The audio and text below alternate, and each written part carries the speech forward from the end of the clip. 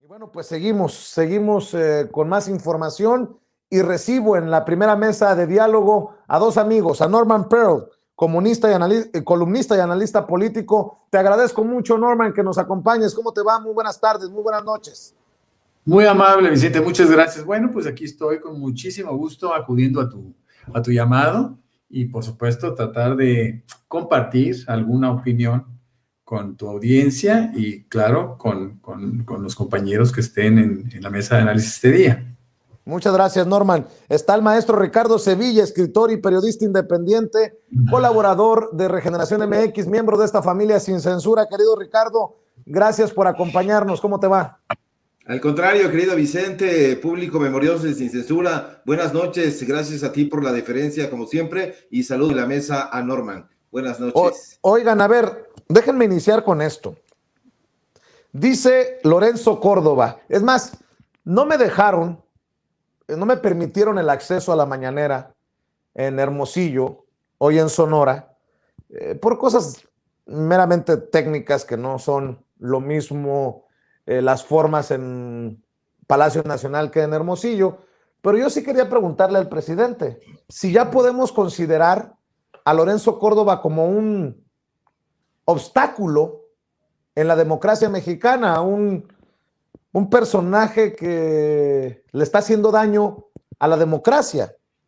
Bueno, resulta que Lorenzo Córdoba asegura que él no quiere lanzarse como candidato a la presidencia.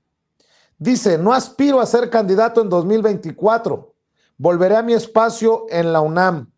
Negó que tenga aspiraciones políticas de cara a las elecciones presidenciales del 2024 y recordó que la ley le prohíbe contender para un cargo público después de terminar su encargo como consejero electoral en 2023.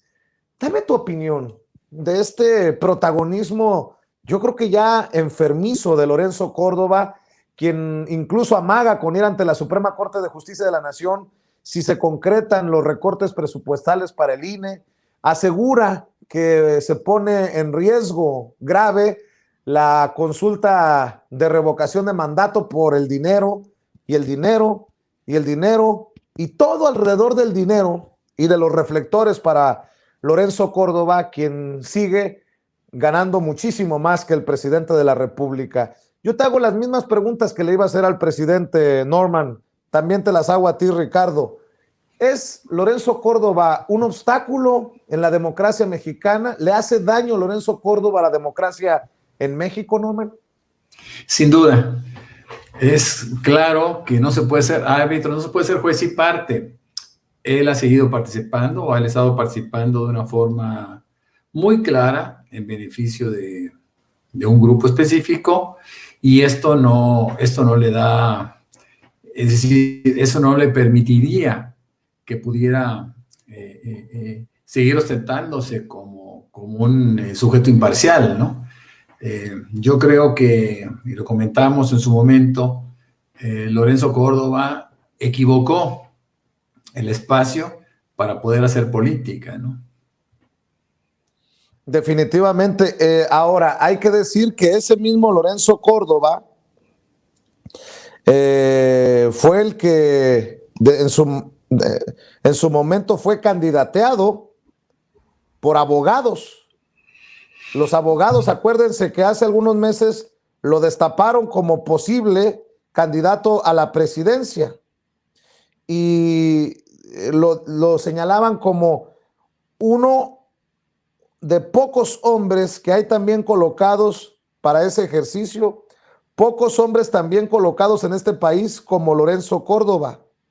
Y ese mismo Lorenzo Córdoba, que asegura que no tiene interés, que él va a regresar a la UNAM, en su momento dijo que regresará a la academia, que tiene mucho respeto a su investidura y que lo vayan a buscar después de que termine su encargo. O sea, en su momento dejaba abierta la puerta.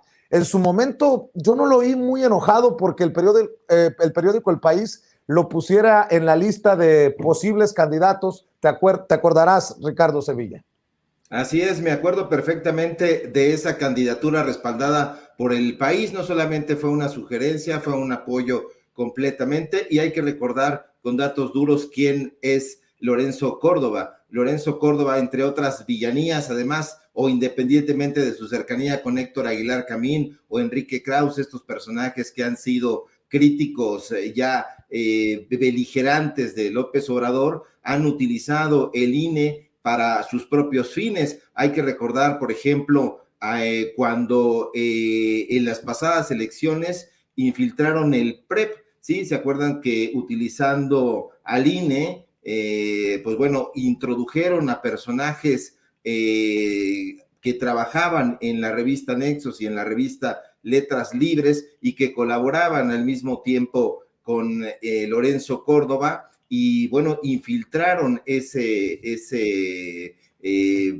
digamos, ese instrumento que se supone que era para darle certeza a la democracia mexicana, que se encarga de revisar las actas de escrutinio y el cómputo de los votos en la mesa directiva de las casillas, y que fue infiltrado por estos personajes que trabajan incluso para Luis de la Calle, son personajes que están subordinados a él. Luis de la Calle, pues es este personaje que trabaja en diferentes organizaciones civiles como Mexicanos contra la Corrupción y la Impunidad, y bueno, trabajan en el INCO, y todos son cercanos. Entonces, Lorenzo Córdoba es efectivamente un personaje que no solamente es tendencioso, sino que es contraproducente para la democracia de este país, y está completamente trabajando de la mano con estas organizaciones que se presumen de la sociedad civil y que no lo son.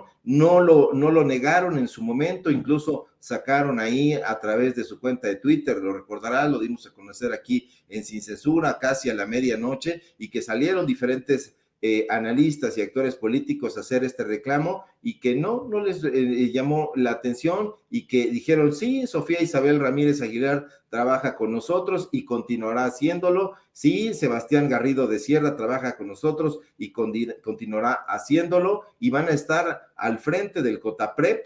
Y bueno, pues esto ha dejado en entredicho, además de los diferentes contratos que le han dado a Enrique Krause para malcontar los procesos democráticos de este país. Entonces ya se tendría que ir como lo hizo Santiago Nieto, con muchísimo más gallardía, pero este personaje no parece tocarle ese tipo de señalamientos y de acusaciones. Bueno, en noticia de último minuto, el Instituto Nacional de Migración emite una alerta migratoria contra Carlos Treviño, exdirector de Pemex, aunque creo que ya se peló Baltasar, ya no debe de estar en México. El Instituto Nacional de Migración informó que la alerta fue emitida a solicitud de la Interpol, que apenas el jueves, apenas ayer, giró una ficha roja para la búsqueda y detención en más de 190 países del exdirector de Pemex. Imagínense cómo estamos, con Emilio Lozoya en el bote y con Carlos Treviño, otro exdirector de Pemex, acusado de blanqueo de capitales y asociación delictuosa, pues prófugo de la justicia. Norman Pearl, qué cosas, ¿no?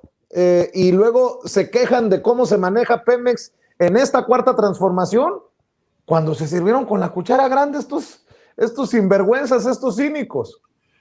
Sí, esto ha sido terrible. La verdad, yo creo que el gran pendiente que pudiéramos tener los mexicanos es encontrar el momento adecuado para no solo exhibir a esta gente, sino pues encontrar los delitos específicos, entre otros traición a la patria, para poder llevarlos ante los tribunales. Fíjate que yo estuve revisando los periodos que vivieron los diferentes directores de Pemex, y me encontré con que Lozoya estuvo desde diciembre de 2012 hasta febrero de 2016. En esta época, en este tramo, se firmaron distintos contratos, todos lesivos para el interés público, para el interés popular. Después llegó José Antonio González Anaya a sustituirle, y en esta época aparentemente le dio seguimiento a los acuerdos que se habían tenido dentro del gobierno de Peña Nieto. Sabemos que termina el periodo, hasta prácticamente le entrega al gobierno, a la administración del presidente López Obrador, este señor de apellido Treviño. Y aquí surgen muchas confusiones. Pero yo quisiera irme un poco atrás del gobierno de Peña Nieto y encontrar todos los desaguisados, todos los pormenores inclusive, de muchos eventos que iniciaron este proceso delictivo. Y fíjate lo que son las cosas, Vicente, Ricardo, audiencia. El gran depredador de México es Felipe Calderón. Felipe Calderón sienta las bases de la corrupción, cuando menos en la industria energética. Y lo hace de una forma tan canalla, tan terrible, que en un momento dado el individuo termina por ser hasta respetable. A mí me da muchísima tristeza pensar en manos de quienes hemos estado, y sobre todo la industria estratégica, la industria energética, cómo pasó apenas el tamiz de la desgracia, de la tragedia, en manos de estos individuos. Es Felipe Calderón quien inicia procesos de entrega. Cuando el presidente López Mateo se refería de una manera muy enfática en aquel discurso del 60, y cuando decía que vendrá algún traidor a entregar o a buscar entregar a la industria eléctrica y energética al extranjero, pues estaba refiriendo a Felipe Calderón. Y lo vemos como desde el momento que se crea aquella empresa de Odebrecht, filial de Odebrecht aquí en México, y se le entrega la posibilidad de que pueda operar, inclusive se le financia, eso lo sabemos todos, a través de la banca de inversión mexicana, en condiciones muy ventajosas, y todavía le dan la oportunidad de que para otra empresa que ellos mismos crean, también de saliva, como se suele decir en el ámbito financiero, se les iban a suministrar 66,000, lo tengo por aquí el dato, 66,000 barriles diarios de etano como materia prima a esa planta. Recordamos cómo dentro del Consejo y dentro de la composición del Consejo, en aquella época, el presidente de la República era Felipe Calderón, y el presidente del Consejo de Pemex era José Antonio Meade. Y también sabemos que hubo un consejero independiente que se opone a que se hagan estos contratos, y dice, bueno, es que estos contratos van a dañar terriblemente a Pemex, ¿no? Ese es el momento de detenerlo. Debemos destruir este contrato. Y José Antonio Meade se opone. Esto es en 2011. Se opone a que Rogelio Gasca Neri siga adelante con su propósito de detener este saqueo a Pemex. Me parece terrible que se hayan dado estos eventos de esa manera tan fácil, y que no nos hayamos enterado de una manera tan contundente, ¿no? Quizá podríamos haber hecho antes algo. Todavía en 2018, Ricardo Anaya, un individuo conocido por todos como un corrupto, acusaba a José Antonio Meade con el propósito de lastimarlo en su campaña. Lo acusaba justamente de estos contratos, y justamente hacía mención de aquellos funcionarios que se habían beneficiado. Es decir, Ricardo Anaya aparentemente no tenía empacho en pelearse con Peña Nieto, se pelea y los acusa. Recordaremos que es el único que dice que llevará a la cárcel a Peña Nieto en caso de ser presidente. El tema es muy delicado, Vicente, es muy triste. Ahorita lo tomamos de una manera, si no jocosa, cuando menos con cierta naturalidad, pero son cosas que no se pueden presentar y son Claro. cosas que se deben de castigar en su momento. Yo creo que todos esos personajes que de una u otra forma tuvieron alguna participación en este saqueo de la industria energética, debe de pagar de una forma severa, ¿no? Me preguntabas específicamente por Treviño, y yo creo que Treviño está tratando de defenderse de las acusaciones de Lozoya, y están tratando ambos de ensuciar un poquito el clima, de enrarecer el clima, porque pues ambos se acusan. Lozoya dice que recibió 8 millones de pesos junto con Mid y junto con José Antonio González Anaya. Uh-huh. y bueno, pues bueno, yo creo que aquí tendrá que salir a relucir pues algún resquicio de verdad, ¿no? Yo no Claro. sé qué pienses de esto, qué pienses Ricardo, qué piense la audiencia, pero eso es un tema muy triste.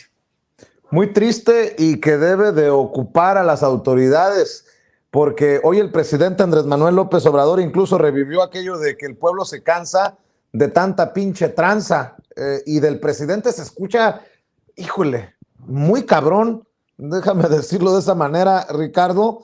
De hecho, el presidente pues dijo que no puede ser posible que Lozoya ofrezca 5 millones para reparar el daño cuando hizo cuentas y sacó por ahí 200 millones de dólares. En la mañanera el presidente Andrés Manuel López Obrador en sus cuentas, Ricardo. O sea, va de la mano con lo que dice Norman. Esto está más grotesco de lo que nos pudimos haber imaginado.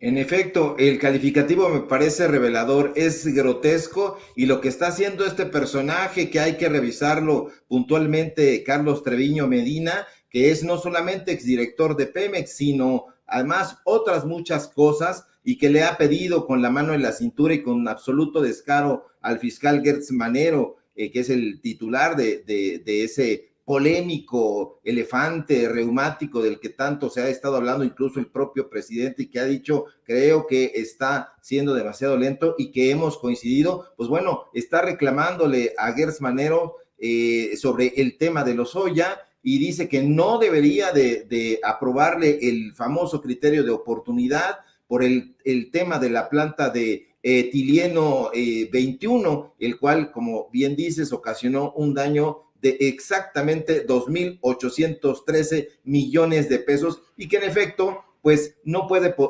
pagarlo porque ya se lo gastó. Este personaje es un sujeto que tiene una cola larga y bueno, rasposísima. Hay que recordar que Carlos Alberto Treviño Medina, que es el nombre completo de este personaje, trabajó no solamente, como digo yo, en la administración de Petróleos Mexicanos durante el sexenio de Calderón, sino que también se integró al Instituto Mexicano del Seguro Social en su momento, en el gabinete de este personaje también, que ha estado siendo mencionado en los últimos días, que es José Antonio González Anaya, porque ahí él lo reclutó como director financiero, donde dejó muy malas cuentas. Estuvo también en la dirección corporativa de administración de la misma institución, este personaje que es egresado del Tecnológico de Monterrey y que aparentemente no tendría absolutamente nada que hacer en este perfil, en Petróleos Mexicanos, ni en el Instituto Mexicano del Seguro Social, ni en nada que tuviera que ver con eso, porque es un ingeniero en alimentos, pues está ahí tratando de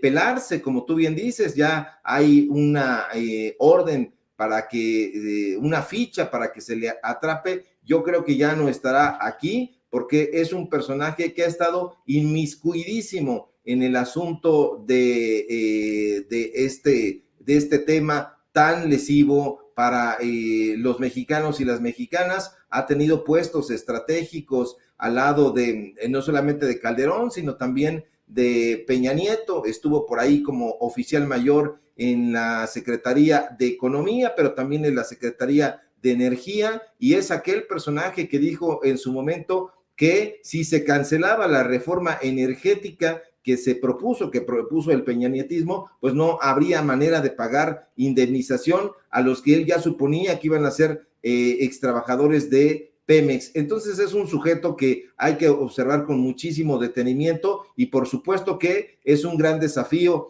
para la Fiscalía General de la República. Ojalá que le dé muchísimo más celeridad y un seguimiento que los mexicanos y las mexicanas pues estamos tránsidos de que se haga, y que ya los metan definitivamente al bote, porque hay muchísimas pruebas en contra de y de toda la gente que está inmiscuida en el tema de petróleos mexicanos. Bueno, eso por un lado, de Emilio Lozoya, que dice, acépteme $5 milloncitos, nunca recibí soborno, soy inocente, pero acéptenme estos 5 millones porque me urge irme a las lomas a comer pato a la Orange. Pero ¿qué me dicen de Alonso Ancira, el socio de Altos Hornos de México, quien fue exhibido hoy por el presidente Andrés Manuel López Obrador? Reveló que Ancira no quiere pagar, a pesar de que le dejamos su reparación en pagos por lo de agronitrogenados. Ahora no quiere pagar el señor, dice el presidente Andrés Manuel López Obrador. No, pues ya también, que no se pasen de lanzas, Norman. Bueno, la verdad es que aquí hay que ver en qué términos se dio la negociación para que el tipo saliera de la cárcel y se comprometiera a pagar esos $200 millones en 4 partidas de $50 millones al año.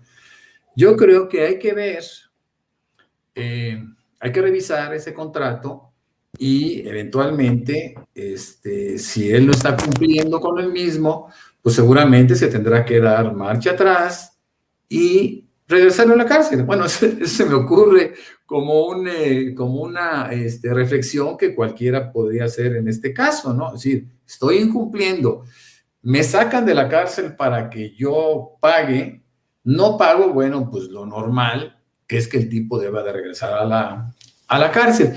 Pero mira, hay muchas cosas raras dentro de estas, de estas facilidades, ¿no? De esa permisividad a la cual se ha acudido, pensando que todo el mundo va a actuar como en justicia se debiera hacer. Pero lo que sí es cierto es que Alonso Ancira tiene todo un pasado, ¿no? Un pasado empresarial, entre comillas. Fue un beneficiario de los gobiernos neoliberales corruptos, y fue uno de tantos aquellos que fueron elegidos para que se prestaran a juegos sucios, ¿no? Él mismo, entiendo que compra Altos Hornos de México en una bicoca, después compra esta empresa, que la compra siendo chatarra, la vende como chatarra, y después Pemex tiene que invertir $800 millones para reactivarla. Es decir, cuando se habla de $200 millones del robo que hizo, del sobreprecio que ejerció, por supuesto que con la complicidad de Pemex, hay que pensar también en cuál es el daño colateral. Es decir, cuando nosotros hablamos que Lozoya tiene una deuda, o él asume que tiene una deuda con el país de $5 millones, es porque sus cuentas pues son muy alegres, porque realmente lo que él hizo, lo que él recibió a través de Odebrecht y a través de diferentes empresas que le metieron dinero a las campañas priistas, bueno, pues todo eso se tiene que ir juntando, ¿no? Pero aquí lo importante, y lo decía muy bien Ricardo desde mi punto de vista, cuando nosotros notamos que hay una negociación ventajosa en favor del extranjero, como siempre lo ha promovido Felipe Calderón, sin importarle el daño que se cause a la nación, es decir, nosotros pensamos específicamente es decir, hacemos las cuentas de aquello que de manera directa nos pudo haber afectado. Pero si nosotros tomamos en cuenta la evolución que han tenido esos negocios siempre en contra del país, pues podemos concluir que el daño es bastante mayor, ¿no? Y cuando el presidente habla de que quiere pagar los Lozoya $5 millones, bueno, seguramente si le hacemos una cuenta correcta y no dejamos de incluirle sus consumos, pues podemos llegar a la conclusión de que Lozoya no le va a alcanzar la vida para pagar, y eventualmente, así lo desearíamos los mexicanos, para salir de la cárcel, ¿no? Oye, Ricardo, si a Lozoya le dijeron que era un acto de provocación haberse ido a comer al restaurante, pues ¿qué significa esto que dice el presidente de Alonso Ancira, que no quiere pagar lo que prometió que iba a pagar en pagos? Pues es de la misma calaña este personaje. Yo diría que ahí se avienta, como dicen los franceses, un tete a tete con Lozoya, porque hay que lamentar, por ejemplo, que haya en la cárcel personas que han perpetrado robos menores, que están ahí purgando prisión, mientras estos personajes que son altamente corruptos y que han sido mencionados como ladrones de cuello blanco y que lavan millones de pesos y millones de dólares, se pasean como Alonso Ancira a bordo de estas camionetas que parecen barcos y que fuman en el rostro de las personas y en el rostro de su equipo, y que van muy campantes camino a casa. Y bueno, este es el país que nos heredó el PRI, el PAN. Es el país donde ahorita en estos 3 años se está haciendo una transformación no solamente en el ámbito político, en el ámbito económico también, en el ámbito de la justicia que urge tanto. Y bueno, Alonso Ancira, desde mi punto de vista, es el ejemplo cabal de lo que ha funcionado mal en la aplicación de la justicia penal, que se le tiene que revisar.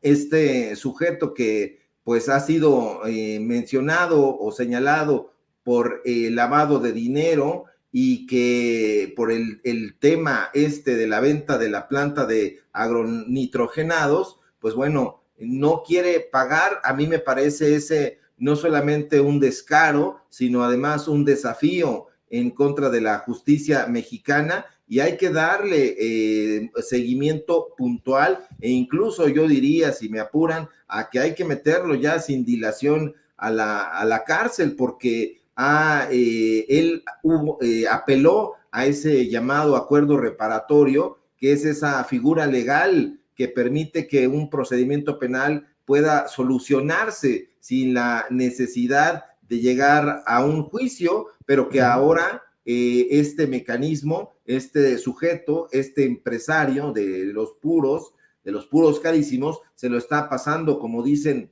en mi barrio, por el arco del triunfo. Y yo creo que no se trata de tolerarlo. Yo creo que esto es un desafío, insisto, contra el gobierno federal, y no lo tiene que tolerar el presidente de la República. Me parece que hace muy bien en exhibirlo delante de ese foro tan importante en el que se ha convertido la mañanera. Entonces, Alonso Ancira es definitivamente un personaje con muchísimo poder, pero es un personaje corrupto, y al que yo celebro que se le esté pues dando este trato, porque el tipo incluso en su momento, hay que recordarlo,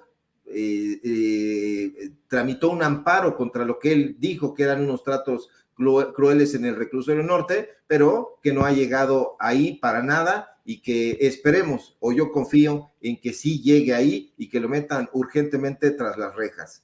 Bueno, cerremos con la última y nos vamos, como decimos, en torno de una mesa de cantina. Me acordé del brindis del bohemio. Norman, Ricardo, la exsecretaria de Desarrollo Social, Rosario Robles, presentó un nuevo amparo contra la prisión preventiva que le fue ratificada el pasado 20 de octubre. Además, convocará a actos de resistencia civil y pacífica Me tiro por la ventana. Actos de resistencia civil y pacífica a mediados de noviembre. Dijo en entrevista en Imagen, sigue de gira artística por los medios de comunicación desde la cárcel. Llamará a sus familiares y aliados a acciones de resistencia civil y pacífica para el 15 de noviembre próximo. Cuando parece que ya vimos todo, siempre me sorprende Norman Pearl. Bueno, yo creo que le están animando para que lo haga, no solo para que busque la posibilidad de sustraerse a la justicia, sino también para evitar un potencial acoso por parte de las autoridades para que ella pueda o ella dé la información suficiente para crecer, seguir creciendo en las indagatorias. Me parece que cuando hay esos actos de valentía, están precedidos por permisividad, por tolerancia extrema. Yo creo que es el momento de crear una campaña que simplemente divulgue las circunstancias por las cuales ella está en la cárcel. No es cosa menor. Estamos hablando de una cantidad extraordinaria de dinero que fue desviada de beneficios de carácter social a enriquecer a determinadas empresas y personas, fantasmas, casi todas, y sobre todo para poder empujar campañas electorales. Yo creo que en la vida no debe de haber crimen sin castigo. Es decir, ya basta de la impunidad, ya basta de seguir sobreviviendo sin sobresaltos a pesar de sus crímenes, ¿no? Creo firmemente, como en el caso de los otros personajes que hablamos, Rosario Robles tiene que enfrentar a la justicia, una justicia severa, de una manera más digna, ¿no? Hay quienes piensan que ella se está jugando la vida en caso de que no, en caso de que hable. Es decir, siempre hay una explicación o siempre hay una justificación para poder tratar de mostrar a la gente corrupta de una manera más humana, ¿no? Cierro con eso porque me parece igualmente triste que los otros temas que platicamos, ¿no? Rosario Robles no merece la libertad. Fuimos del no temas, Rosario, al no manches, Rosario, mi querido Ricardo Sevilla.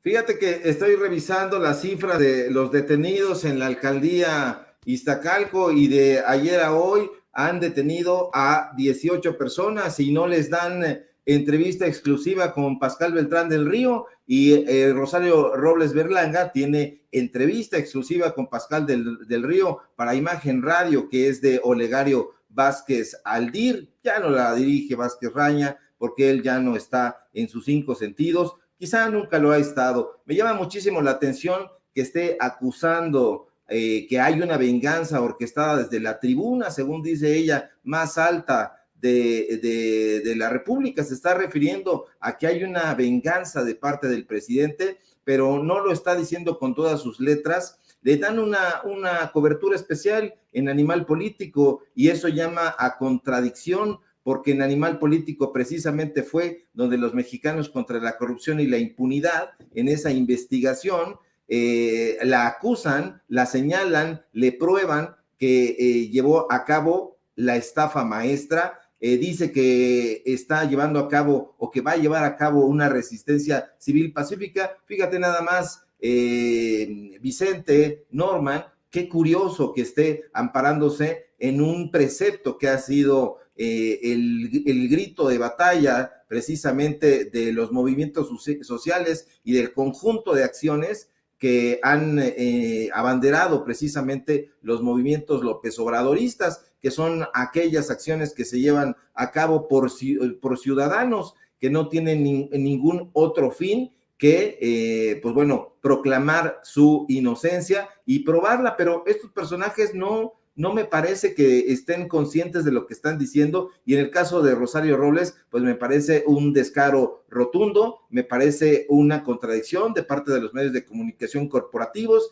que hayan hecho un montaje quizá de acusaciones en Animal Político, en Mexicanos contra la Corrupción, que le hayan dado vuelo en la empresa Excelsior y que ahora le estén dando una cobertura especial a esta mujer que sin duda pues ha sido probada que cometió un acto de corrupción y que de hecho no fue la única, pero que sí fue la que lo tuteló, la que de alguna manera lo llevó a feliz término en ese momento, pero que ahora está tratando de decirle a la ciudadanía que hay una persecución, pero que además está apelando a este asunto de la persecución de género, y me parecen, como dicen aquí en mi barrio, porque el barrio también tiene sus frases, está dando patadas de ahogada. Con eso cierro.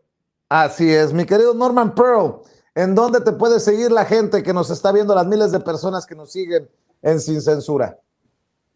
Bueno, en Twitter, yo soy Norman F. Pearl, lo mismo en Facebook, tanto en la cuenta personal como en la fanpage. También me pueden leer en algunos portales, como La Lupa MX, que es un gran portal de la zona centro del país. También escribo para Reporte MX, que está en los 32 estados, el Reporte 32 MX. Y Manifiesto 21, que es un portal muy cercano al movimiento de la Cuarta Transformación. Ahí con mucho gusto me encuentro. Bueno, pues muchas ahí gracias. Hay que buscar a Norman Pearl. ¿Y en dónde te apoyamos a ti, Ricardo? Ricardo Sevilla es coordinador de investigaciones especiales de Regeneración MX, miembro de esta familia Sin Censura. ¿En dónde te apoyamos? Aquí, desde luego, querido Vicente, en Sin Censura, donde estamos participando de lunes a viernes a las 11 de la mañana.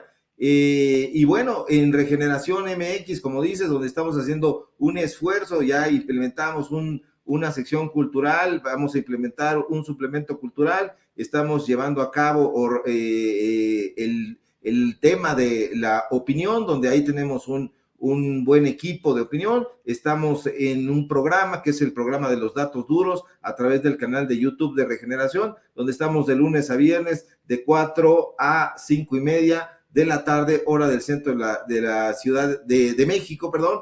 Y bueno, pues en una parodia que tenemos ahí que se llama Tiempos de Canallas, que tenemos también de lunes a viernes de 8 a 9 de la noche. Y bueno, pues en mis cuentas, en Twitter, @SevillaCrítico, en Facebook, en mis cuentas también que tienen esos nombres, Tiempos de Canallas, Ricardo Sevilla, y bueno, pues estamos trabajando todo lo que se puede, porque a la prensa corporativa, pues también tiene a muchos elementos chambeando aquí por allá, pero nosotros estamos aquí con todo el entusiasmo. Muchas gracias, Vicente, público, y un abrazo a Norman.